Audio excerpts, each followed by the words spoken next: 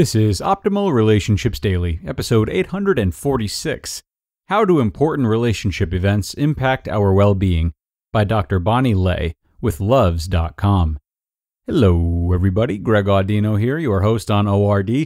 Happy to have you back after the weekend, which I hope you thoroughly enjoyed. Time to get back on the horse, though, and learn more and more about how to optimize your relationships. And today, our author is Dr. Bonnie Lay from Luvze. You know, we often talk here about relationships as a whole, the entire journey and how we can uphold them day to day, but we don't hone in much on the major events that take place within relationships and just how impactful they can really be. Bonnie's going to do that for us today. So, without further ado, let's hear what she has to say on the matter and start optimizing your life. How Do Important Relationship Events Impact Our Well-Being, by Dr. Bonnie Lay with Luvze.com. Perhaps no life events fill us with more joy or sadness than those that involve important relationship partners. Whether we are committing to lifelong partnerships with someone we love, bringing a new addition to the family, leaving a bad relationship, or losing a loved one, relationship events may have different effects on how satisfied and happy we are with our lives. How do important relationship events impact our well-being over time? In a recent meta-analysis, a research paper that combines results from similar studies, researchers examined this very question. Specifically, they studied how our cognitive and emotional well-being change over time in response to 4 important life events: marriage, divorce, bereavement, and the birth of a child. Cognitive well-being is an evaluation of how satisfied you are with your life, or in a particular domain of your life, whereas emotional well-being refers to positive emotional experience in the absence of negative emotions. The distinction between these two types of well-being is important, given that they may not always match up perfectly, i.e., you could be happy in one domain but not the other. For instance, if you've ever thought that things in your life were going well overall, but still felt unhappy, you've experienced differences in the way you thought about your life as compared to how you felt about it. Thus, how satisfied we are with our lives is not always aligned with how we feel emotionally, and understanding both of these components is essential to fully understanding how relationship events impact our well-being. So, how do our cognitive and emotional well-being change in the short and long term in response to important relationship events? Here's what we know. Marriage. After people get married, emotional well-being doesn't change very much from before marriage. However, marriage does have an important impact on cognitive well-being, in both how generally satisfied people are with their lives as well as in their relationships. Getting married increases people's life satisfaction, but not relationship satisfaction shortly after marriage. Marital satisfaction and relationship satisfaction, which is particularly high before a marriage, return to baseline levels of satisfaction over time. These changes were consistent for both men and women, and couples who married when they were older experienced greater increases in well-being upon getting married. Divorce. The long-term impact of divorce indicates people tend to experience mild drops in satisfaction with life immediately after a divorce. However, satisfaction with life then increases over time after these initial declines.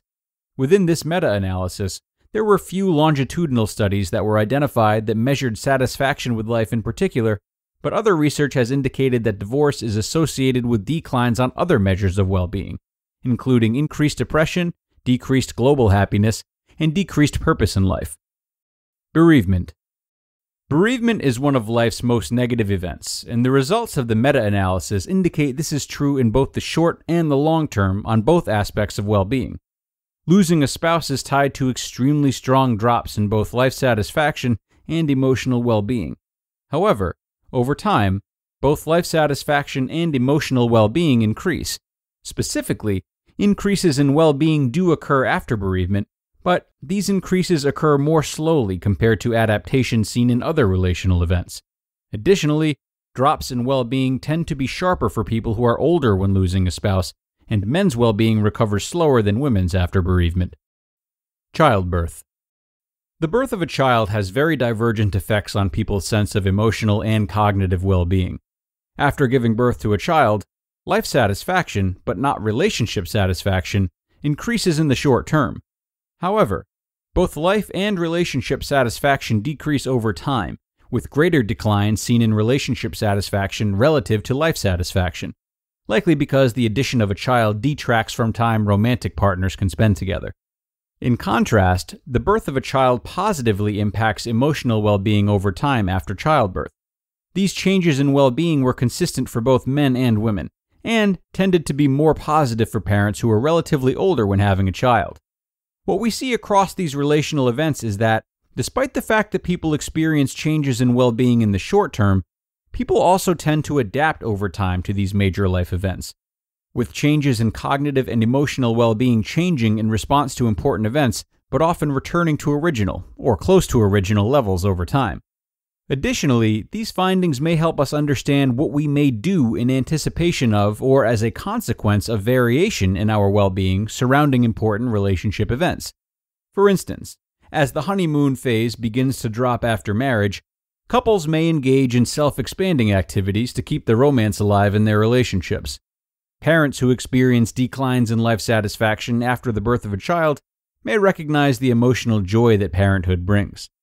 In times of divorce or bereavement, people may seek social support from close friends and family to buffer the negative effects of well-being in these difficult times. Lastly, in times of drops of well-being due to relational events, people may also find solace in knowing that returning to relatively greater well-being may just be a function of time. You just listened to the post titled, "How Do Important Relationship Events Impact Our Well-Being?" by Dr. Bonnie Lay with Luvze.com. It's important to remember, everyone, that whether you are in the midst of one of these events or not, there are many healthy practices we can take when navigating our relationships. One, which includes speaking to a professional therapist should you need any. BetterHelp helps connect you and your personal licensed professional therapist online, where you can schedule your weekly video or phone sessions at your own convenience. With their counselors specializing in stress, family conflicts, LGBT matters, and more, they make it easy for you to change your counselors whenever needed. In fact, so many people have been using BetterHelp that they are recruiting additional counselors in all 50 states. So no more sitting uncomfortably in a waiting room. Gain the flexibility of messaging your counselor anytime. BetterHelp is not self-help. It is professional counseling where everything you share is confidential. Guys, I want you to start living a happier life today, and as a listener, you'll get 10% off your first month by visiting betterhelp.com/ORD. Join over 1 million people taking charge of their mental health. Again, that's BetterHelp, HELP.com/ORD. Thank you so much to Dr. Bonnie for an extremely well-researched and insightful post today. A lot of really interesting takeaways, needless to say. But of course, the overarching one and the most important one that we can all apply in times of our own hardship or helping others through their times of hardship is that we can adapt. Not only can we adapt, but we do quite naturally. In the face of major events, both positive and negative, we are bound to return to some kind of stasis. While this might take the wind out of some people's sails regarding really exciting life events, instead, I recommend seeing it as yet another reason to not get extremely attached or overestimate the value of anything in your life, big or small, good or bad. We all have the power to rebalance, and trying to convince ourselves otherwise, it only delays our progress. So a great article today, one of my favorites. We are done though, so thank you all for being here and enjoying this one with me. I hope it's left you with some important things to reflect on, and I also hope you'll come back for more tomorrow. I will be back with you with more great content, so don't miss out. I'll see you then, where your optimal life awaits.